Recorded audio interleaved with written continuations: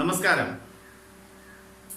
ഒന്നാം വർഷ higher secondary commerce വിഭാഗത്തിൽ accountancy എന്ന പുതിയ ഒരു സബ്ജക്റ്റാണ് നിങ്ങൾക്ക് പഠിക്കാനുള്ളത്. 10ാം ക്ലാസ് വരെയുള്ള പഠന കാലയളവിൽ നിങ്ങൾക്ക് അക്കൗണ്ടിങ്ങുമായി പ്രത്യേകിച്ച് ബന്ധങ്ങളൊന്നുമില്ല. അതുകൊണ്ട് ഈ ക്ലാസ്സിലൂടെ നമ്മൾ ലക്ഷ്യമിടുന്നത് അക്കൗണ്ടൻസിയുടെ പഠനം തുടങ്ങി വെക്കുക, അല്ലെങ്കിൽ അക്കൗണ്ടൻസി എന്ന പുതിയ വിഷയത്തെ നിങ്ങൾക്ക് പരിചയപ്പെടുത്തുക എന്നുള്ളതാണ്. ഞാൻ പറഞ്ഞല്ലോ, നിങ്ങൾക്ക് തീർച്ചയായും ഇത് പുതിയൊരു സബ്ജക്റ്റാണ്. നിങ്ങൾ ഒരുപക്ഷെ ഒരു വിധത്തിലുമുള്ള പഠനങ്ങൾ അക്കൗണ്ടിങ്ങുമായി ബന്ധപ്പെട്ട് മുൻപ് നടത്തിയിട്ടുണ്ടാവണമെന്നില്ല. അപ്പോൾ എല്ലാം തന്നെ പുതിയതാണ്. നിങ്ങൾക്ക് അക്കൗണ്ടിങ്ങിലെ എല്ലാ കോൺസെപ്റ്റുകളും നിങ്ങളെ സംബന്ധിച്ച് പുതിയതാണ്. അപ്പോൾ ആദ്യം മുതൽ തന്നെ നിങ്ങളെ അക്കൗണ്ടിങ്ങിൻ്റെ ടേംസ് മുതൽ, അതായത് ഇതിനകത്തിൽ ഉപയോഗിക്കുന്ന പദാവലി മുതൽ നിങ്ങളെ പരിചയപ്പെടുത്തേണ്ടതുണ്ട്. നമുക്ക് അങ്ങനെ ഒരു പരിചയപ്പെടുത്തലാണ് ഈ ക്ലാസ് കൊണ്ട് ഉദ്ദേശിക്കുന്നത്. അതിന് നമുക്കൊരു കഥയിലൂടെ, കഥയെന്ന് പറയുമ്പോൾ ഇതിൻ്റെ ബാക്ക്ഗ്രൗണ്ടില്ല, അക്കൗണ്ടിങ് ബാക്ക്ഗ്രൗണ്ടുള്ള ഒരു കഥയിലൂടെ നമുക്ക് ക്ലാസ്സിലേക്ക് കടക്കാം. എൻ്റെ അയൽവാസിയായ ഒരു പ്രവാസി, ഇപ്പോൾ പ്രവാസിയല്ല, അദ്ദേഹം നാട്ടിലെത്തിയിട്ടുണ്ട്. മോഹൻ എന്നാണ് ചേട്ടൻ്റെ പേര്. മോഹൻ ചേട്ടൻ എന്ന് നമുക്ക് വിളിക്കാം. അദ്ദേഹം ഗൾഫിൽ നിന്ന് ജോലിയൊക്കെ ഉപേക്ഷിച്ച് നാട്ടിലേക്ക് തിരിച്ചു പോകുന്നു. നാട്ടിലെത്തിയാൽ ജീവിക്കണ്ടേ? അതുകൊണ്ട് അദ്ദേഹം ഒരു ബിസിനസ് തുടങ്ങാമെന്ന് വിചാരിച്ചു. വാക്ക് കേട്ടല്ലോ, ബിസിനസ്. നിങ്ങൾ കേട്ടിട്ടുള്ള വാക്കാണ്. നമ്മൾ ഈ ബിസിനസ് എന്താണെന്നാണ് ഈ കഥയിലൂടെ ആദ്യം കാണാൻ പോകുന്നത്. അദ്ദേഹം തുടങ്ങുന്ന ബിസിനസ് ഒരു ഫർണിച്ചർ മാർട്ടാണ് തുടങ്ങാൻ തീരുമാനിച്ചത്. അദ്ദേഹത്തിന് ഞങ്ങളുടെ അടുത്തുള്ള ഒരു ചെറിയ ജംഗ്ഷനിൽ കുറച്ച് ഭൂമിയുണ്ട്, ലാൻഡ്. അവിടെ ഒരു കുറച്ച് കടകളുണ്ട്. ഒരു 4 കടമുറികളുള്ള ഒരു കെട്ടിടം അദ്ദേഹത്തിന് സ്വന്തമായുണ്ട്. ഈ കടമുറികൾ ഉപയോഗിച്ചുകൊണ്ട് ഒരു ബിസിനസ്സാണ് അദ്ദേഹം ഉദ്ദേശിച്ചത്. അതിൽ 2 കടമുറികൾ ഉപയോഗിച്ചുകൊണ്ട് അദ്ദേഹം ഒരു ഫർണിച്ചർ മാർട്ട് ആണ് തുടങ്ങിയത്. 2 ഫർണിച്ചർ മാർട്ട് ആകുമ്പോൾ കുറച്ചേറെ സ്പേസ് വേണം. അതുകൊണ്ട് 2 കടമുറികൾ, വിശാലമായ 2 കടമുറികൾ അതിനുവേണ്ടി അദ്ദേഹം ഉപയോഗിച്ചു. അടുത്ത ഒരു കടമുറിയിൽ ഒരു നെറ്റ് കഫേയും ഒപ്പം ഒരു പാസ്പോർട്ട് എടുത്തു കൊടുക്കുന്ന ഏജൻസിയും തുടങ്ങി. ഈ 2 പ്രസ്ഥാനങ്ങൾ ഒരേപോലെ അദ്ദേഹം കൊണ്ടുപോവുകയാണ്. ഒരു മുറിക്കട ഒഴിഞ്ഞു കിടപ്പുണ്ട്, അത് അദ്ദേഹത്തിന് വേണ്ടാത്തോട്ട് വെറുതെ ഇട്ടിരിക്കുന്നു. അത് ആർക്കെങ്കിലും വാടകയ്ക്ക് കൊടുക്കാനും തീരുമാനിച്ചു. ഈ ഭൂമിയുടെ, ആ പ്രത്യേക ഭൂമിയുടെ വില എന്ന് പറയുന്നത് ഏതാണ്ട് 5 ലക്ഷം രൂപ വരും. ഈ കടമുറികൾ അദ്ദേഹം ഒരു വർഷം മുമ്പ് പണിഞ്ഞു തീർത്തത് 10 ലക്ഷം രൂപ ചെലവിട്ടാണ്. അപ്പൊ 10 ലക്ഷം രൂപയുടെ ബിൽഡിങ്ങും 5 ലക്ഷം രൂപ വില വരുന്ന ഭൂമിയും അദ്ദേഹം ഈ ബിസിനസ്സിന് വേണ്ടി ഉപയോഗിച്ചു. കൂടാതെ അദ്ദേഹത്തിന്റെ കയ്യിൽ ഗൾഫിൽ നിന്ന് തിരിച്ചു വന്നപ്പോൾ ഒരു 10 ലക്ഷം രൂപയോളം സമ്പാദ്യമുണ്ടായി. ആ സമ്പാദ്യവും അദ്ദേഹം ഈ ബിസിനസ്സിന് വേണ്ടി മുടക്കുകയാണ്. ഈ ബിസിനസ്സിലൂടെ അദ്ദേഹം ലക്ഷ്യമിടുന്നത് ഫർണിച്ചർ ഉണ്ടാക്കി വിൽക്കുക എന്നുള്ളതാണ്. ഫർണിച്ചർ തടിയൊക്കെ വാങ്ങിച്ച് കുറച്ച് തൊഴിലാളികളെ ഇരുത്തി, അദ്ദേഹത്തിന്റെ ഭൂമിയിൽ കുറച്ചുകൂടി സ്ഥലമുണ്ട്, അവിടെ ഒരു വർക്ക്ഷോപ്പൊക്കെ ഉണ്ടാക്കി തൊഴിലാളികളെ ഇരുത്തി പണിയിച്ച് ഫർണിച്ചർ ഉണ്ടാക്കി വിൽക്കുക. കൂടാതെ സ്റ്റീൽ പോലെയുള്ള ഫർണിച്ചർ, പ്ലാസ്റ്റിക്കിന്റെ ഫർണിച്ചർ ഒക്കെ വാങ്ങിച്ച് തന്റെ കടയിൽ വെച്ച് വിൽക്കുക. അപ്പോൾ കുറച്ച് ഫർണിച്ചർ, തടിയുടെ ഫർണിച്ചർ ഉണ്ടാക്കി വിൽക്കുന്നുണ്ട്, സ്റ്റീൽ ഫർണിച്ചറുകളും പ്ലാസ്റ്റിക് ഫർണിച്ചറുകളും വാങ്ങിച്ച് വിൽക്കുന്നുണ്ട്. ഇനി തൊട്ടടുത്ത മുറിയിൽ നടക്കുന്ന നെറ്റ് കഫേയിൽ BSNLന്റെ നെറ്റ് കണക്ഷൻ എടുത്തുകൊണ്ട് ആവശ്യമായ ആളുകൾക്ക് നെറ്റ് ഉപയോഗിക്കാൻ വേണ്ടി കൊടുക്കുകയാണ്. കൂടാതെ പാസ്പോർട്ട് ഏജൻസി ഉണ്ട്, പാസ്പോർട്ട് എടുത്തു കൊടുക്കുക. അപ്പൊ ഇത്രയും കാര്യങ്ങൾ ചേർത്തുകൊണ്ടാണ് അദ്ദേഹം ബിസിനസ് ചെയ്യുന്നത്. അപ്പോൾ ഇത് ഒരു ബിസിനസ്സാണ് എന്ന് പറയുന്നതിന്റെ കാരണം, ഇദ്ദേഹത്തിന്റെ സ്ഥാപനത്തിൽ എന്തെല്ലാം കാര്യങ്ങളാണ് നടക്കുന്നത് നമുക്ക് നോക്കാം. തടിയുടെ ഫർണിച്ചറിന്റെ ഉൽപാദനം നടക്കുന്നുണ്ട്, പ്രൊഡക്ഷൻ ഓഫ് ഗുഡ്സ്. ഫർണിച്ചർ പോലുള്ള ഐറ്റംസ് വിൽക്കാൻ വേണ്ടിയുള്ള ഐറ്റംസിനെ നമ്മൾ അക്കൗണ്ടൻസിന്റെ ഭാഷയിൽ ഗുഡ്സ് എന്നാണ് വിളിക്കുന്നത്. നമുക്ക് പിന്നീട് കാണാം. അല്ലെങ്കിൽ പ്രോഡക്റ്റ് എന്ന് വിളിച്ചോളൂ. ഇപ്പോൾ മാനുഫാക്ചറിങ് ഓഫ് പ്രൊഡക്ട്സ് അല്ലെങ്കിൽ പ്രൊഡക്ഷൻ ഓഫ് ഗുഡ്സ്, തടിയുടെ ഉൽപ്പന്നങ്ങൾ ഉണ്ടാക്കുന്നു. ഒപ്പം വാങ്ങിച്ച് വിൽക്കുന്ന ചില കാര്യങ്ങളുണ്ടല്ലോ. പ്ലാസ്റ്റിക്കിന്റെയും സ്റ്റീലിന്റെയും ഫർണിച്ചർ അദ്ദേഹം വാങ്ങി വിൽക്കുകയാണ്. ഏതോ മാനുഫാക്ചർ അല്ലെങ്കിൽ ഉൽപാദകൻ ഉൽപ്പാദിപ്പിക്കുന്ന വസ്തുക്കൾ ഇദ്ദേഹം വിതരണം ചെയ്യുക മാത്രമേ ചെയ്യുന്നുള്ളൂ. അവിടെ ഡിസ്ട്രിബ്യൂഷൻ മാത്രമാണ് ഇദ്ദേഹം നടക്കുന്നത്. അപ്പൊ ഈ ബിസിനസ്സിൽ അദ്ദേഹം പ്രൊഡക്ഷൻ ഓഫ് ഗുഡ്സും ഉണ്ട്, ഡിസ്ട്രിബ്യൂഷൻ ഓഫ് ഗുഡ്സും ഉണ്ട്. തടിയുടെ ഉൽപ്പന്നങ്ങൾ അദ്ദേഹം ഉണ്ടാക്കി വിൽക്കുന്നു, സ്റ്റീലിന്റെയും ഫർണിച്ചർ പ്ലാസ്റ്റിക്കിന്റെയും ഫർണിച്ചറുകൾ ഡിസ്ട്രിബ്യൂട്ട് ചെയ്യുക മാത്രം ചെയ്യുന്നു, വാങ്ങി വിൽക്കുക. അപ്പൊ production of goods and services, production and distribution of goods ആണ് ഇവിടെ സംഭവിക്കുന്നത്. ഫർണിച്ചർ ഉൽപ്പാദിപ്പിക്കുന്നു, വിതരണം ചെയ്യുന്നു.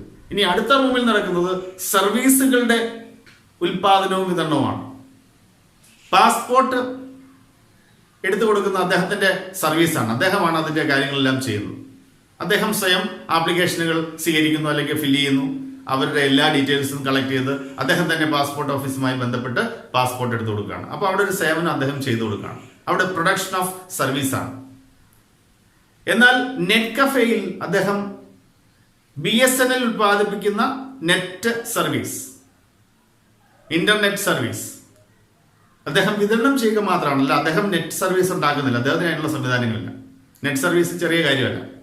BSNL എന്ന് പറയുന്ന വലിയ കമ്പനി ഉണ്ടാക്കിയിട്ടുള്ള നെറ്റ് സർവീസ്, BSNLന്റെ ഇന്റർനെറ്റ് സർവീസ് അദ്ദേഹം വാടകയ്ക്ക് എടുത്തിട്ട് അല്ലെങ്കിൽ വാങ്ങിച്ചിട്ട് വിതരണം ചെയ്യുക മാത്രമാണ്. ആവശ്യക്കാർക്ക് നെറ്റ് കഫേ ലഭ്യമാക്കുക മാത്രമാണ് അവിടെ ചെയ്യുന്നത്. അപ്പോൾ ആ രണ്ടാമത്തെ റൂമിൽ നടക്കുന്നത് പ്രൊഡക്ഷൻ ഓഫ് സർവീസ് ഉണ്ട്. അതായത് പാസ്പോർട്ട് എടുത്തു കൊടുക്കുന്ന അദ്ദേഹം തന്നെ ചെയ്തു കൊടുക്കുന്ന സേവനമാണ്. അത് അവിടെ അദ്ദേഹം ഒരു സർവീസ് പ്രൊഡ്യൂസ് ചെയ്യുന്നു. എന്നാൽ നെറ്റ് കഫേ നടത്തുന്നത് ഇന്റർനെറ്റ് സേവനം BSNL നിന്ന് വാങ്ങിച്ചു കൊടുക്കുക മാത്രമേ, അവിടെ ഡിസ്ട്രിബ്യൂഷൻ മാത്രമേ നടക്കുള്ളൂ. അപ്പോൾ അവിടെ ഡിസ്ട്രിബ്യൂഷൻ ഓഫ് സർവീസ് ആണ് നെറ്റ് കഫേയുടെ കാര്യം. പാസ്പോർട്ടിന്റെ കാര്യത്തിൽ പ്രൊഡക്ഷൻ ഓഫ് സർവീസ്. അപ്പോൾ പ്രൊഡക്ഷൻ ഓഫ് ഗുഡ്സ് സർവീസ് ഉണ്ട്, ഡിസ്ട്രിബ്യൂഷൻ ഓഫ് സർവീസ് ഉണ്ട്. ഫർണിച്ചറിന്റെ കാര്യത്തിലാണെങ്കിൽ production and distribution of goods ആണ്. അടുത്ത റൂമിൽ നടക്കുന്നതാണെങ്കിൽ production and distribution of service ആണ്. എന്ന് പറഞ്ഞാൽ ആകെ ഈ സ്ഥാപനത്തിൽ, മോഹൻ ചേട്ടന്റെ സ്ഥാപനത്തിൽ നടക്കുന്നത് സാധനങ്ങളുടെ ഉൽപാദനവും വിതരണവും നടക്കുന്നുണ്ട്, സേവനങ്ങളുടെ ഉൽപാദനവും വിതരണവും നടക്കുന്നുണ്ട്. Production and distribution of goods and services. ഇതെല്ലാം അദ്ദേഹം ചെയ്യുന്നതിന് ഒറ്റ ഉദ്ദേശമേ ഉള്ളൂ. ഇതിലൂടെ എല്ലാം ലാഭം വേണം. അദ്ദേഹത്തിന്റെ എയിം, ഒബ്ജക്റ്റീവ്, ലക്ഷ്യം ലാഭമുണ്ടാക്കുക എന്നുള്ളതാണ്. ലാഭമുണ്ടാക്കുക എന്ന ലക്ഷ്യത്തോടു കൂടിയാണ് അദ്ദേഹം ഈ പ്രവൃത്തികളൊക്കെയും ചെയ്യുന്നത്. ഇങ്ങനെ ലാഭമുണ്ടാക്കാൻ ലക്ഷ്യമിട്ടുകൊണ്ട് ഒരു സ്ഥാപനം ഉൽപ്പന്നങ്ങളുടെ ഉൽപാദനവും വിതരണവും നടത്തുകയും അല്ലെങ്കിൽ സേവനങ്ങളുടെ ഉൽപാദനവും വിതരണവും നടത്തുകയും ചെയ്യുകയാണെങ്കിൽ അത്തരം സ്ഥാപനങ്ങളെയാണ് നമ്മൾ, അല്ലെങ്കിൽ അത്തരം പ്രവർത്തനങ്ങളെയാണ് നമ്മൾ ബിസിനസ് എന്ന് വിളിക്കുന്നത്. ബിസിനസ് മനുഷ്യൻ ചെയ്യുന്നതാണ്, ഹ്യൂമൻ ആക്ടിവിറ്റിയാണ്. അങ്ങനെയാണെങ്കിൽ നമുക്ക് ഇങ്ങനെ പറയാം, ഒരു ബിസിനസ് എന്താണെന്നുള്ളതിനെ ഇങ്ങനെ ചുരുക്കി പറയാം: a business is a human activity which aims, ഇതിന്റെ ഉദ്ദേശം, which aims to make profit, ലാഭമുണ്ടാക്കലാണ് ഉദ്ദേശിക്കുന്നത്. എന്തിലൂടെയാണ്? Through the production and distribution of goods and services. സാധനങ്ങളോ സേവനങ്ങളോ ഉൽപ്പാദിപ്പിച്ചുകൊണ്ടും വിതരണം ചെയ്തുകൊണ്ടും ലാഭമുണ്ടാക്കുക എന്ന ലക്ഷ്യത്തോടുകൂടി മനുഷ്യൻ ചെയ്യുന്ന പ്രവർത്തനങ്ങളെയാണ് ബിസിനസ് എന്ന് പറയുന്നത്. ഇത്തരം ബിസിനസ്സുകൾ നമുക്ക് ചുറ്റുപാടിലും കാണാം. നമ്മൾ ദൈനംദിനം ബന്ധപ്പെടുന്ന പല സ്ഥാപനങ്ങളും ഇത്തരം ബിസിനസ്സുകളാണ്. ലാഭമുണ്ടാക്കാൻ ലക്ഷ്യം വെച്ചുകൊണ്ട് ഏത് മനുഷ്യൻ എന്ത് പ്രവർത്തനത്തിൽ ഏർപ്പെട്ടാലും അത് ബിസിനസ്സാണ്. നമ്മൾ കാണുന്ന വലിയ കമ്പനികളടക്കമുള്ള ടാറ്റായും ബജാജും ഒക്കെ അടങ്ങുന്ന വലിയ കമ്പനികളടക്കം നമ്മുടെ തൊട്ടടുത്ത് കാണുന്ന ചെറിയ മാടക്കടകൾ വരെയും ഈ ബിസിനസ് എന്ന ഗണത്തിലാണ് വരുന്നത്. അപ്പോൾ ബിസിനസ് ഒന്നുകൂടെ പറയാം: business is a human activity, മാനുഷിക പ്രവർത്തനമാണ്, മനുഷ്യന്റെ പ്രവർത്തനമാണ്. Which aims at making profit, ലാഭമുണ്ടാക്കലാണ് ലക്ഷ്യം. Through the production and distribution of goods and services. സാധനങ്ങളും സേവനങ്ങളും ഉൽപ്പാദിപ്പിച്ചുകൊണ്ട് അതിൻ്റെ ലാഭമുണ്ടാക്കുക എന്ന ലക്ഷ്യത്തിലൂടെ ഒരു മനുഷ്യൻ ചെയ്യുന്ന അല്ലെങ്കിൽ മനുഷ്യർ ചെയ്യുന്ന പ്രവർത്തനത്തെയാണ്, മാനുഷിക പ്രവർത്തനത്തെയാണ് ബിസിനസ് എന്ന് വിളിക്കുന്നത്. ഇപ്പോൾ സോമൻ ചേട്ടൻ നടത്തുന്ന ഒരു ബിസിനസ്സാണ്. കാരണം അദ്ദേഹം ലക്ഷ്യമിടുന്നത് ലാഭമാണ്. ബിസിനസിന്റെ ഒന്നാമത്തെ പ്രത്യേകതയാണ് ലക്ഷ്യം ലാഭം. ഇവിടെ നടക്കുന്ന പ്രവർത്തനങ്ങൾ, പ്രൊഡക്ഷൻ ഓഫ് ഗുഡ്സ് ഉണ്ട്, ഫർണിച്ചർ, തടിയുടെ ഫർണിച്ചർ ഉൽപ്പാദിപ്പിക്കുന്നുണ്ട്. ഡിസ്ട്രിബ്യൂഷൻ ഓഫ് ഗുഡ്സ് ഉണ്ട്, അദ്ദേഹം സ്റ്റീലിന്റെയും പ്ലാസ്റ്റിക്കിന്റെയും ഫർണിച്ചർ വിതരണം ചെയ്യുന്നുണ്ട്. പ്രൊഡക്ഷൻ ഓഫ് സർവീസ് ഉണ്ട്, പാസ്പോർട്ട് എടുത്തു കൊടുക്കുന്ന അദ്ദേഹത്തിൻ്റെതായ തന്നെ സേവനമാണ്.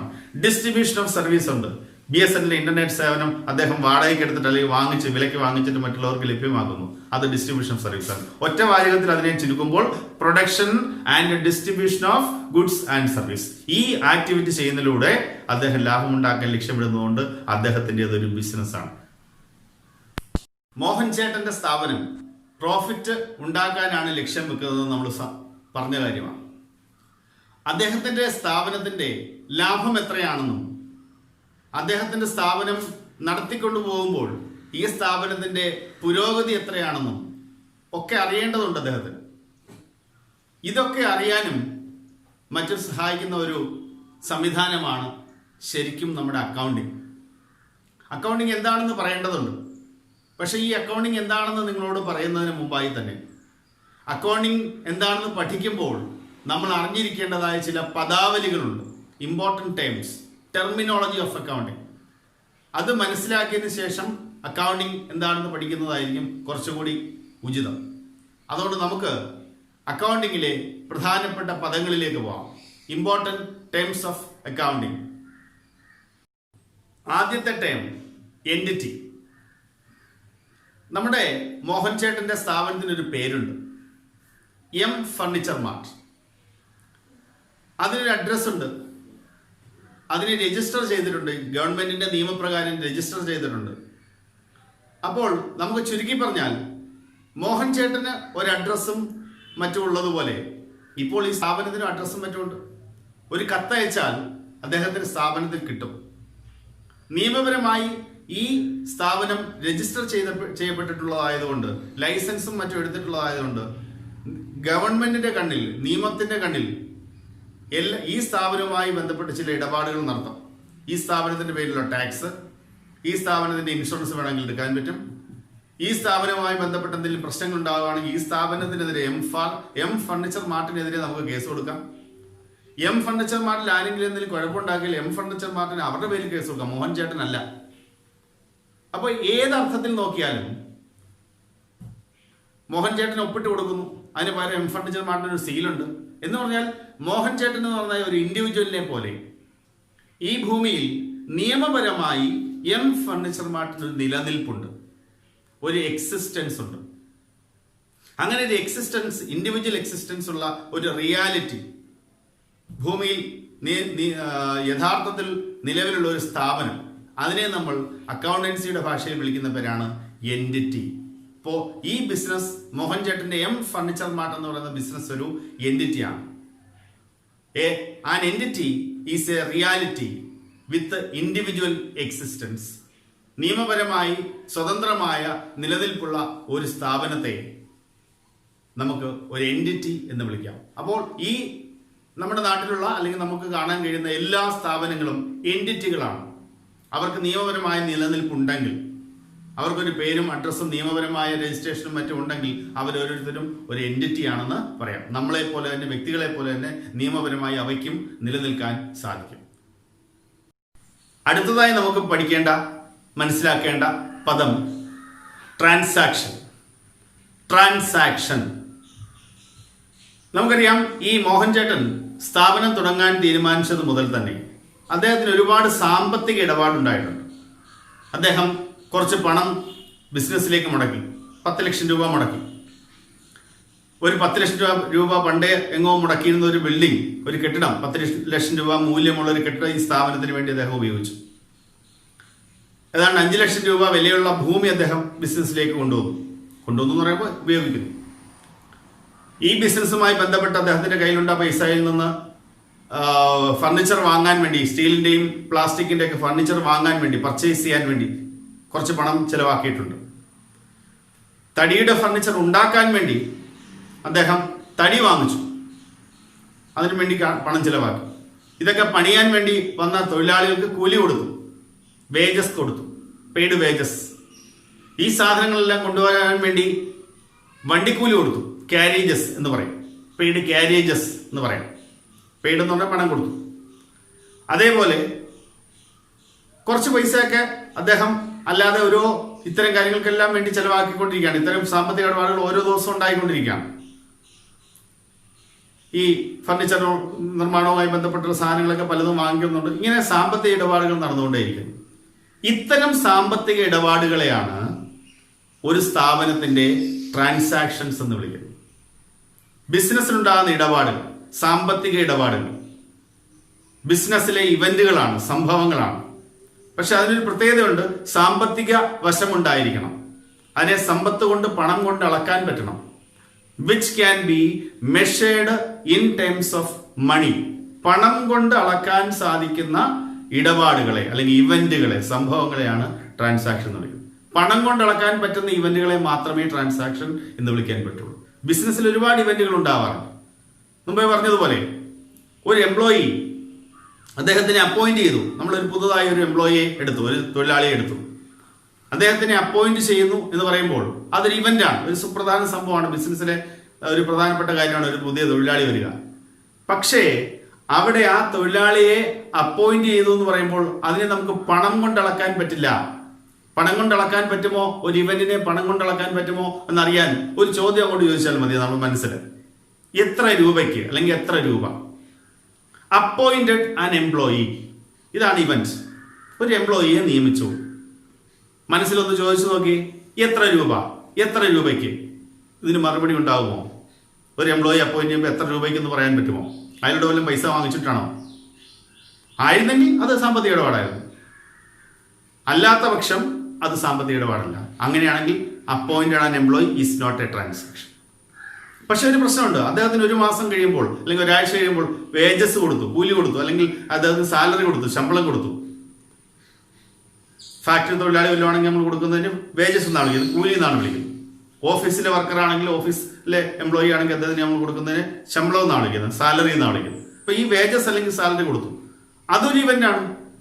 അവിടെയും നമുക്ക് അതിനെ മണി കൊണ്ട് മെഷർ ചെയ്യാൻ പറ്റുമോ നോക്കാം. ഒരു ചോദ്യം ചോദിക്കൂ, പെയ്ഡ് വേജസ്. ചോദ്യം ചോദിക്കൂ, എത്ര രൂപ അല്ലെങ്കിൽ എത്ര രൂപയ്ക്ക്? വേജസ് കൊടുത്തെങ്കിൽ എത്ര രൂപയ്ക്കൊന്നും മറുപടി ഉണ്ട്. എത്ര രൂപയാണ് കൊടുത്തതെന്ന് അറിയാമല്ലോ. ഇപ്പൊ വേജസ് കൊടുത്ത് 2000 രൂപ, അപ്പൊ മറുപടി ഉണ്ട് 2000 രൂപ. അല്ലെ പെയ്ഡ് സാലറി എത്ര രൂപ? 10000 രൂപ, 10,000 rupees. അപ്പൊ അതിന് മറുപടി ഉണ്ട്. അപ്പൊ അവിടെയൊക്കെ ആ ചോദ്യത്തിന് മറുപടി കിട്ടും. എന്ന് പറഞ്ഞാൽ ഈ പറഞ്ഞ രണ്ട് കാര്യത്തെ നമുക്ക് പണം കൊണ്ട് അളക്കാൻ സാധിക്കും. അതുകൊണ്ട് ഇവ രണ്ടും ട്രാൻസാക്ഷൻസ് ആണ്. Appointed an employee is not a transaction because that cannot be measured in terms of money. Paid salary to an employee is a transaction because it can be measured in terms of money. Purchased goods, സാധനങ്ങൾ വാങ്ങിച്ചു. ബിസിനസ്സിലേക്ക് കുറച്ച് പണം കൊടുത്ത് സാധനങ്ങൾ മേടിച്ചു, അല്ലെങ്കിൽ സാധനങ്ങൾ വാങ്ങിച്ചു എന്ന് മാത്രം പറയുന്നു. നമുക്ക് അതിന് ട്രാൻസാക്ഷൻ ആണോ നോക്കാം. ഒറ്റ ചോദ്യം ചോദിച്ചാൽ നമ്മുടെ മുമ്പേ പറഞ്ഞ ചോദ്യം എന്താണ്? എത്ര രൂപയ്ക്ക് അല്ലെങ്കിൽ എത്ര രൂപ? മറുപടി ഉണ്ടല്ലോ. എത്ര രൂപയ്ക്കാണ് സാധനങ്ങൾ വാങ്ങിച്ചു എന്ന് പറയുമ്പോൾ അതിന് മറുപടി ഉണ്ട്. ഇത്ര രൂപയ്ക്ക് സാധനങ്ങൾ വാങ്ങിച്ചു. മറുപടി ഉണ്ടെങ്കിൽ അതിനെ പണം കൊണ്ടിളക്കാം. പണം കൊണ്ടിളക്കാൻ പറ്റുമെങ്കിൽ ട്രാൻസാക്ഷൻ ആണ്. So transaction is a business event which can be measured in terms of money. പണം കൊണ്ടിളക്കാൻ പറ്റുന്നതായ എല്ലാ സംഭവങ്ങളെയും, ബിസിനസ് ഇവന്റുകളെയും നമുക്ക് ട്രാൻസാക്ഷൻ എന്ന് വിളിക്കാം. അത് നമുക്ക് ഈ പറഞ്ഞ പോലെ purchase and sale of goods ഒക്കെ ആവാം.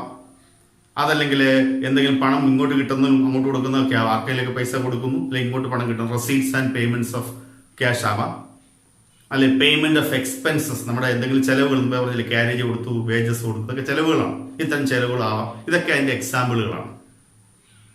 ഇനി ഈ ട്രാൻസാക്ഷൻസിനെ നമുക്ക് രണ്ടായി തിരിക്കാം. പ്രധാനമായും രണ്ട് തരത്തിലാണ് ഇപ്പോഴുള്ളത്. നമുക്ക് പഠിക്കാനുള്ള രണ്ട് തരം ട്രാൻസാക്ഷനെ കുറിച്ച് മാത്രമാണ്. ആദ്യത്തെ വിഭാഗത്തെ നമ്മൾ ക്യാഷ് ട്രാൻസാക്ഷൻ എന്ന് വിളിക്കും. രണ്ടാമത്തെ വിഭാഗത്തെ നമ്മൾ ക്രെഡിറ്റ് ട്രാൻസാക്ഷൻ എന്ന് വിളിക്കും.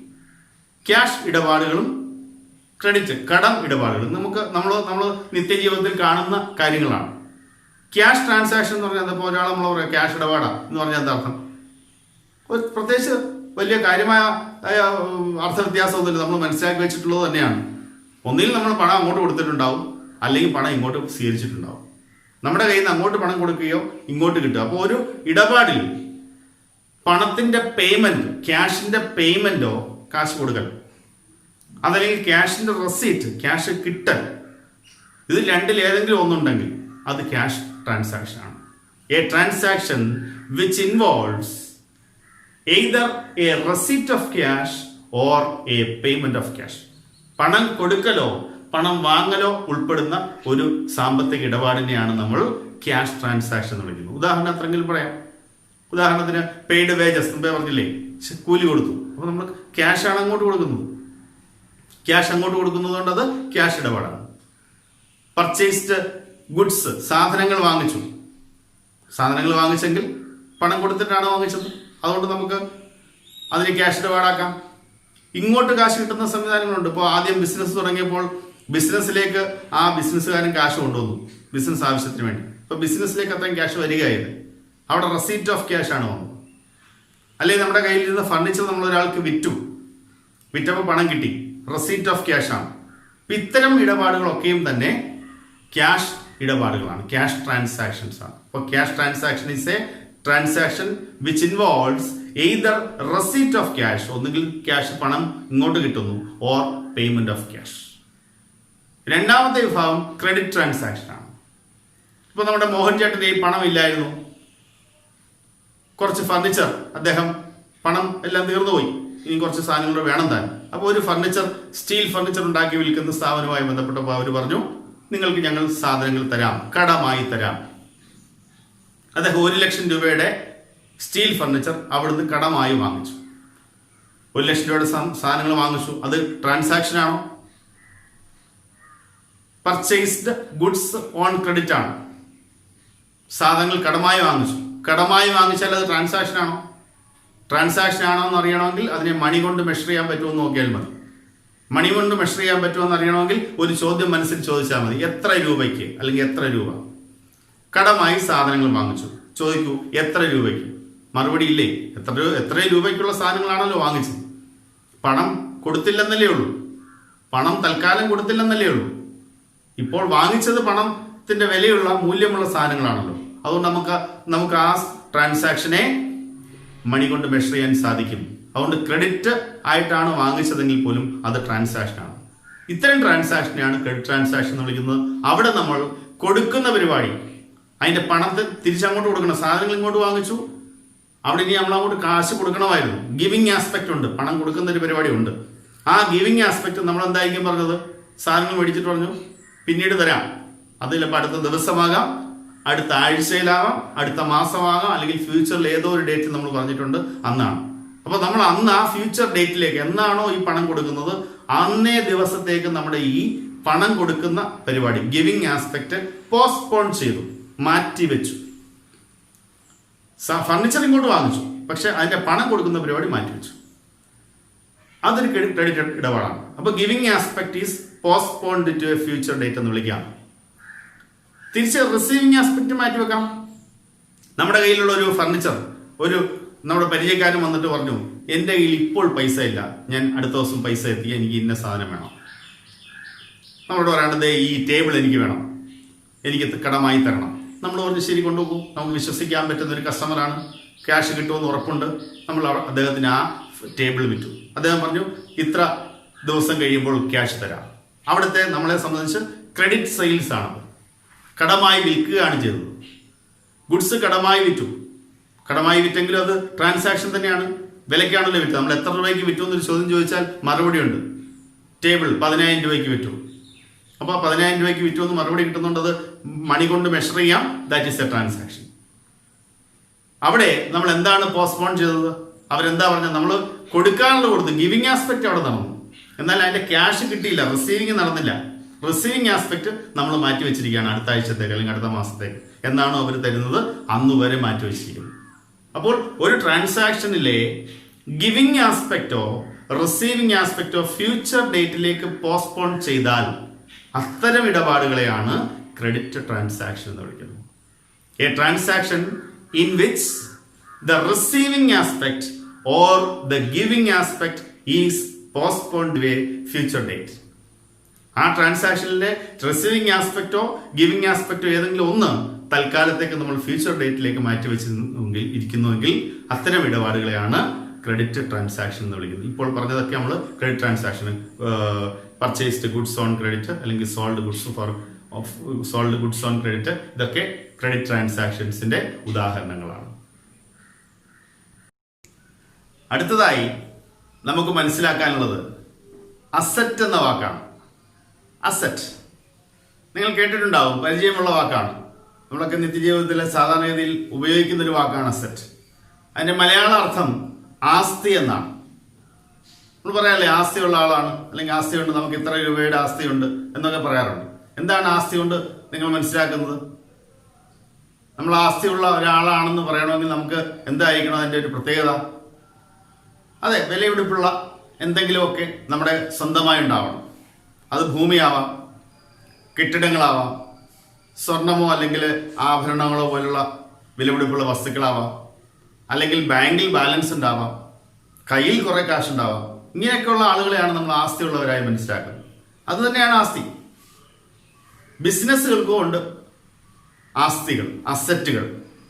ഇവിടെ നമ്മൾ മോഹൻ ചേട്ടന്റെ കാര്യത്തിൽ നമ്മൾ പറഞ്ഞിരുന്നു, അദ്ദേഹം ബിസിനസ് തുടങ്ങിയത് തന്നെ 5 ലക്ഷം രൂപയുടെ ലാൻഡ് ബിസിനസ്സിന് വേണ്ടി ഉപയോഗിച്ചുകൊണ്ടാണ്. അതുപോലൊരു 10 ലക്ഷം രൂപയുടെ കെട്ടിടം അദ്ദേഹം ബിസിനസിന്റെ ആവശ്യങ്ങൾക്ക് വേണ്ടി ഉപയോഗിച്ചു. അതേപോലെ 10 ലക്ഷം രൂപ പണമായി തന്നെ കൊണ്ടുവന്നു. അപ്പോൾ ആ ബിസിനസ്സിന് അത്രയും ഇപ്പോൾ തന്നെ തുടക്കത്തിൽ തന്നെ സ്വന്തമായി അത്രയും ആസ്തികളുണ്ട്. 10 ലക്ഷം രൂപയുടെ ബിൽഡിങ്, 5 ലക്ഷം രൂപയുടെ ലാൻഡ്, 10 ലക്ഷം രൂപ ക്യാഷ് ആയിട്ടുണ്ട്, ക്യാഷ് ഇൻ ഹാൻഡ്, അദ്ദേഹത്തിന്റെ കയ്യിൽ അല്ലെ ആ ബിസിനസ്സിൽ നിലവിലുള്ള ക്യാഷ്. അതിനുശേഷം ആ ക്യാഷ് ഉപയോഗിച്ച് അദ്ദേഹം കുറെ കാര്യങ്ങൾ നടത്തി. കുറച്ച് മെഷീൻസ് വേണമായിരുന്നു, അതിന്റെ വർക്ക്ഷോപ്പിലേക്ക് കുറച്ച് മെഷീനറി വേണമായിരുന്നു, അത് വാങ്ങിച്ചു. ടൂൾസ് വാങ്ങിച്ചു, പണം ഉപയോഗിച്ചാണ് വാങ്ങിച്ചത്. കുറച്ച് പൈസ എടുത്ത് ബാങ്കിൽ കൊണ്ടിട്ടു. ആ 10 ലക്ഷം രൂപയിൽ നിന്ന് കുറെ പൈസ ബാങ്കിലിട്ടു. മെഷീൻ മേടിച്ചു, ടൂൾസ് മേടിച്ചു. ഇപ്പോൾ ആ സാധനങ്ങൾ വിതരണം ചെയ്യാൻ ഒരു ട്രക്ക് വേണമെന്ന് വെച്ചാൽ, ഒരു മിനി ലോറി വല്ലതും വേണമെങ്കിൽ അത് മേടിക്കണമെങ്കിൽ അതിനകത്ത് പൈസ ഉണ്ടെങ്കിൽ അത് ഉപയോഗിക്കാം. അപ്പൊ ഇങ്ങനെ പല കാര്യങ്ങൾ വീണ്ടും വാങ്ങിച്ചു ചേർത്തിട്ടുണ്ട്. ക്യാഷിൻ്റെ കുറയും, 10 ലക്ഷം എന്നുള്ളത് കുറയും. പക്ഷെ വേറെ ചില വിലപിടിപ്പുള്ള വസ്തുക്കൾ, മെഷീൻസ് ആവട്ടെ, ടൂൾസ് ആവട്ടെ, അതല്ലെന്നുണ്ടെങ്കിൽ വെഹിക്കിൾസ് ആവട്ടെ, ഇങ്ങനെയുള്ള കുറെ കാര്യങ്ങൾ കൂടി വന്നിട്ടുണ്ട്. ഇതൊക്കെയും മോഹൻ ചേട്ടന്റെ ബിസിനസിന്റെ അസറ്റുകളാണ്. ഇവയുടെയൊക്കെ പ്രത്യേകത നമ്മൾ മനസ്സിലാക്കിയാൽ 2 പ്രത്യേകത ഉണ്ടാവണം അസറ്റിന്. ഒന്ന്, വാല്യൂ ഉള്ള ഐറ്റംസ് ആവണം, വിലയുള്ള ഐറ്റംസ് ആവണം, ഐറ്റംസ് ഓഫ് വാല്യൂ. അത് മാത്രം പോരാ, വിലയുണ്ടായാൽ മാത്രം പോരാ. ആരുടെയെങ്കിലും കയ്യിലുള്ള വിലയുള്ള സാധനങ്ങളൊന്നും നമ്മുടെ അസറ്റ് അല്ല, നമ്മുടേതായിരിക്കണം. ഇപ്പൊ മോഹൻ ചേട്ടന്റെ ബിസിനസിന്റെ അസറ്റ് എന്ന് പറയണമെങ്കിൽ ആ ബിസിനസിന്റെ സ്വന്തമായിരിക്കണം. ഇപ്പോൾ നമ്മൾ പറഞ്ഞ കാര്യങ്ങളൊക്കെ മോഹൻ ചേട്ടന്റെ ബിസിനസിന്റെ അസറ്റുകളാണ്. ആ ബിൽഡിംഗ് ആ ബിസിനസ് എം ഫർണിച്ചർ മാർട്ടിന്റെ അസറ്റാണ്. ആ ലാൻഡ് എം ഫർണിച്ചർ മാർട്ടിന്റെ അസറ്റാണ്. അവിടെ വാങ്ങിച്ച മെഷീൻ അവിടുത്തെ അസറ്റാണ്, കാരണം അവരുടെ സ്വന്തമാണ്. ഇതെല്ലാം അവരുടെ സ്വന്തമാണ്. അപ്പൊ ഈ 2 കണ്ടീഷൻ പാലിക്കപ്പെടുന്നുണ്ടെങ്കിൽ, വാല്യൂ ഉള്ളതും ഓൺഡ് സ്വന്തമായിട്ടുള്ളതും, ഓണർഷിപ്പ് ഉള്ളത്, ഓൺഡ് OWNED, ഓൺഡ് ആയിട്ടുള്ള വസ്തുക്കളെ, ഐറ്റംസിനെ ആണ് അസറ്റ് എന്ന് വിളിക്കുന്നത്. Assets are items of value owned by the business. ഒരു ബിസിനസ്സിന് സ്വന്തമായുള്ള മൂല്യമുള്ള വസ്തുക്കളെയാണ് അസറ്റുകൾ എന്ന് വിളിക്കുന്നത്. ഉദാഹരണമായി നമ്മൾ പറഞ്ഞതൊക്കെ പറയാം. ക്യാഷ് ഇൻ ഹാൻഡ് അസറ്റാണ്. ക്യാഷ്, കയ്യിലുള്ള ക്യാഷിന് വിലയുണ്ട്, നമ്മുടേതാണത്. ക്യാഷ് അറ്റ് ബാങ്ക്, ബാങ്കിൽ കിടക്കുന്ന പൈസ അസറ്റാണ്. അതുപോലെ ബിസിനസ്സിലേക്ക് സ്റ്റോക്ക്, ഇപ്പൊ മോഹൻ ചേട്ടൻ കുറെ സാധനങ്ങൾ വാങ്ങിച്ചു വെച്ചിരിക്കുന്നു, സ്റ്റോക്കിലേക്ക് വിൽക്കാനായി സാധനങ്ങൾ വാങ്ങിച്ചു വെച്ചിരിക്കുന്നു. അത് വിറ്റ് കാശാക്കാൻ കഴിയുന്നതാണ്, വിലയുള്ളതാണ്, ആ ബിസിനസിന്റെ സ്വന്തമാണ്. എം ഫർണിച്ചർ മാർട്ടിന്റെ സ്വന്തമാണ്. അപ്പൊ എം ഫർണിച്ചർ മാർട്ടിന്റെ സ്വന്തമാണ്, വിലയുണ്ട്. സ്റ്റോക്ക്, നേരത്തെ പറഞ്ഞ ഫർണിച്ചർ അല്ലെങ്കിൽ machine, tools, vehicles, land, building, ഇതൊക്കെയും എം ഫർണിച്ചർ മാർട്ടിന് സ്വന്തമായിട്ടുള്ളതാണെങ്കിൽ അതിന് വിലയുള്ളതായതുകൊണ്ട് ഇവയൊക്കെയും അസറ്റാണ്. ഇതെല്ലാം അസറ്റുകളുടെ ഉദാഹരണങ്ങളാണ്. ഈ അസറ്റുകളെ നമുക്ക് 2ആയിട്ട് പൊതുവെ തരംതിരിക്കാം. അസറ്റിന് ഒരുപാട് ക്ലാസിഫിക്കേഷൻസ് ഉണ്ട്. അതിൽ പ്രധാനമായും നമുക്ക് അസറ്റുകളെ അവയുടെ രീതി അനുസരിച്ച് 2ആയി തിരിക്കാം. Assets may be broadly classified into two: current assets and fixed assets. Current assets and fixed assets. ആദ്യത്തെ വിഭാഗം എടുക്കാം, കറന്റ് അസറ്റ്സ്. കറന്റ് അസറ്റ്സിനെ നമ്മൾ മറ്റൊരു പേരോട് വിളിക്കും, ഷോർട്ട് ടേം അസറ്റ്സ് എന്നാണ് വിളിക്കുന്നത്. Short term assets. Current assets are also called short term assets. Current അസറ്റ്സിന്റെ പ്രത്യേകത, നമ്മളിവിടെ പറഞ്ഞ cash, cash at bank, stock, ഈ 3 അസറ്റുകൾ എടുത്താൽ ഇത് അതിൽ നിന്നാണെന്ന് ഈ അസറ്റുകൾ നമ്മുടെ ബിസിനസ്സിൽ ഉണ്ടാവില്ല. അതിങ്ങനെ ഉപയോഗിച്ചുകൊണ്ടേയിരിക്കും. ക്യാഷ് കുറച്ച് നാൾ കഴിയുമ്പോൾ ആർക്കെങ്കിലും കൊടുക്കും, അല്ലെങ്കിൽ സാധനങ്ങൾ വാങ്ങിക്കും, അല്ലെങ്കിൽ ബാങ്കിൽ കിടക്കുന്ന ക്യാഷ് വീണ്ടും നമ്മളെടുത്ത് ക്യാഷാക്കി മാറ്റും. ക്യാഷ് അറ്റ് ബാങ്ക് എന്നൊരു ക്യാഷ് ഇൻ ഹാൻഡ് ആവും. അത് പിന്നെ ചിലപ്പോൾ സ്റ്റോക്ക് വാങ്ങിക്കാൻ വേണ്ടി ഉപയോഗിച്ചെന്നിരിക്കും, അല്ലെങ്കിൽ ആർക്കെങ്കിലും കൊടുക്കാൻ വേണ്ടി ഉപയോഗിച്ചെന്നിരിക്കും. അപ്പൊ അതിങ്ങനെ മാറുന്നു. സ്റ്റോക്കായിരിക്കുന്ന സാധനം എന്ന് സ്റ്റോക്കല്ല. ഒരു കസ്റ്റമർ വന്ന് ആവശ്യപ്പെട്ടാൽ അത് നമ്മൾ അവർക്ക് കൊടുക്കുന്നു, അതിന്റെ കാശ് നമ്മൾ കയ്യിൽ വാങ്ങിക്കുന്നു. അപ്പൊ അത് സ്റ്റോക്ക് ക്യാഷായി കൺവേർട്ട് ചെയ്യപ്പെട്ടു. അപ്പൊ ഇങ്ങനെ ചില ഇത്തരം അസറ്റുകൾ ദീർഘകാലം ഒന്നും നമ്മുടെ ബിസിനസ്സിൽ അതേ രൂപത്തിൽ ഉണ്ടാവില്ല. അതിങ്ങനെ മാറിക്കൊണ്ടേയിരിക്കും. ക്യാഷും മറ്റു രൂപങ്ങളിലേക്ക് ഇങ്ങനെ കൺവേർട്ട് ചെയ്യപ്പെട്ടുകൊണ്ടിരിക്കും. Or converted into cash. അതും ചുരുങ്ങിയ കാലയളവിന്, അത് മാക്സിമം 1 വർഷം, വിത്തിൻ 1 ഇയർ. ഇങ്ങനെയുള്ള അസറ്റുകളെയാണ് കറന്റ് അസറ്റുകൾ എന്ന് വിളിക്കുന്നത്. അതായത് the assets which are converted into cash within 1 year. 1 വർഷക്കാലത്തിനുള്ളിൽ പണമായി മാറ്റപ്പെടുന്ന അസറ്റുകളെയാണ് കറന്റ് അസറ്റുകൾ എന്ന് വിളിക്കുക. അത് കുറച്ചു കാലമേ ബിസിനസ്സിലുള്ളൂ. അതുകൊണ്ടാണ് ഇതിനെ ഷോർട്ട് ടേം അസറ്റ്സ് എന്ന് വിളിക്കുന്നത്. വേറെ ചില പേരുകളുണ്ട്. സർക്കുലേറ്റിംഗ് അസറ്റ്സ് എന്ന് വിളിക്കുന്നതിനെ ഫ്ലോട്ടിംഗ് അസറ്റ്സ് എന്ന് വിളിക്കും. ഇങ്ങനെയൊക്കെ കറന്റ് അസറ്റുകളെ നമ്മൾ വിളിക്കാറുണ്ട്. പിന്നെ കറന്റ് അസറ്റിലെ തന്നെ ചിലതിനെയൊക്കെ ലിക്വിഡ് അസറ്റ്സ് എന്നൊക്കെ വിളിക്കാറുണ്ട്. അതൊക്കെ നമുക്കിപ്പോൾ പറയേണ്ട ആവശ്യമില്ല. എങ്കിലും കറന്റ് അസറ്റ്സിന്റെ മറ്റൊരു പേര് ഷോർട്ട് ടൈം അസറ്റ്സ്. പിന്നീട് പറഞ്ഞതൊക്കെ അതിന്റെ പേരുകൾ തന്നെയാണ്.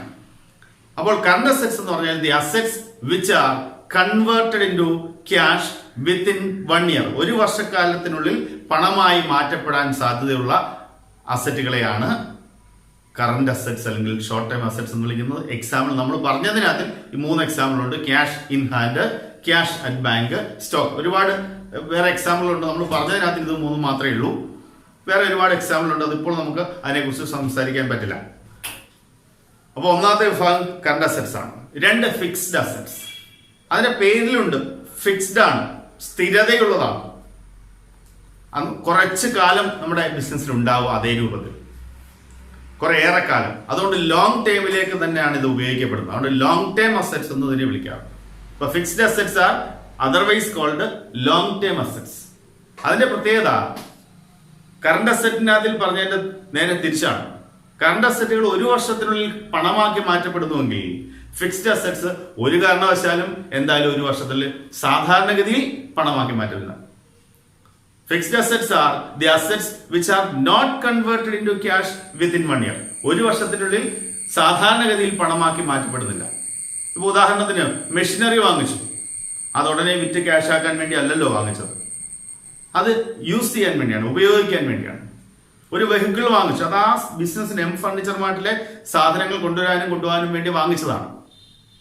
ടൂൾസ് വാങ്ങിച്ചു, ഫർണിച്ചർ മാർട്ടിന്റെ വർക്ക്ഷോപ്പിൽ ഉപയോഗിക്കാൻ വേണ്ടിയാണ്.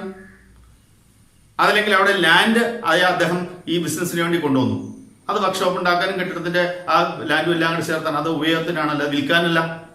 ഉടനെ അത് ക്യാഷായി മാറുന്നില്ല. ആ ബിസിനസ്സിന് വേണ്ടി ഉപയോഗിച്ച ബിൽഡിംഗ്, അതിന്റെ പണം ഒരിക്കലും അല്ലെങ്കിൽ ആ ബിസിനസിന്റെ കാലത്തിനൊന്നും അത് പണമായി തിരിച്ചു കിട്ടുന്നില്ല. അത് ഉടനെ വിൽക്കുന്നില്ല. ആ ബിസിനസിന്റെ കാലയളവിൽ വിൽക്കാൻ പറ്റില്ല. അപ്പൊ ഈ പറഞ്ഞ അസറ്റുകളല്ല, ലാൻഡ്, ബിൽഡിംഗ്, മെഷീന്, ടൂൾസ്, വെഹിക്കിൾസ്, ഇതൊക്കെയും നമ്മൾ ഉപയോഗിക്കുന്നത് ഒരു ലോങ് ടേമിലേക്കാണ്. അത്തരം അസറ്റുകളെയാണ് ഫിക്സ്ഡ് അസറ്റ്സ് എന്ന് പറയുന്നത്. The fixed assets are meant for long term use in the business, not for resale. വിൽക്കാൻ വേണ്ടിയല്ല, ഇത് ലോങ് ടേം യൂസിന് വേണ്ടിയാണ്. അപ്പോൾ ഫിക്സ്ഡ് അസറ്റ്സ് എന്ന് പറഞ്ഞാൽ the assets which are not converted into cash within 1 year. They are not meant for resale but for long term use in the business. Fixed അസറ്റിനെ നമ്മൾ ക്യാപിറ്റൽ അസറ്റ്സ് എന്നൊക്കെ വിളിക്കാറുണ്ട്. Long term asset എന്ന് വിളിക്കും, capital assets എന്ന് വിളിക്കും. ഉദാഹരണങ്ങൾ നമ്മൾ പറഞ്ഞതൊക്കെയാണ് furniture, land, building, machinery, tools, vehicles. ഇതൊക്കെ ഫിക്സ്ഡ് അസറ്റ്സിന്റെ ഉദാഹരണങ്ങളാണ്. അക്കൗണ്ടൻസി ക്ലാസിന്റെ തുടക്കമെന്ന നിലയിൽ നമ്മൾ ചില കാര്യങ്ങളൊന്ന് മനസ്സിലാക്കി.